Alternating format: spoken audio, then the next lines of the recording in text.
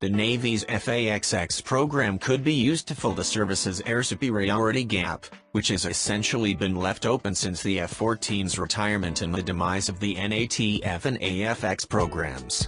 But the problem is that the Navy is pursuing the FAXX as a multi-role Super Hornet replacement rather than an air superiority-oriented machine.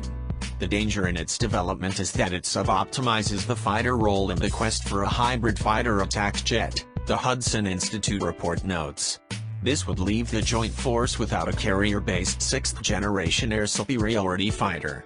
While the requirement for a carrier-based long-range strike capability is a frequent subject of discussion around Washington, the U.S. Navy's need for improved air superiority capabilities is often neglected. The service has not had a dedicated air-to-air combat aircraft since it retired the Grumman F-14 Tomcat in 2006.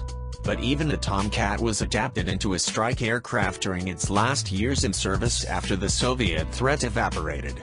Now, as new threats to the carrier emerge and adversaries start to field new fighters that can challenge the Boeing F-A-18EF Super Hornet and Lockheed Martin F-35C Joint Strike Fighter, JSF, attention is starting to shift back to this oft-neglected Navy mission, especially in the Western Pacific. Another type of new aircraft required as an air superiority fighter, states a recent Hudson Institute report titled Sharpening the Spear, the Carrier, the Joint Force, and High-End Conflict, which is written by the national interest contributors Seth Cropsey, Brian McGrath and Timothy A. Walton.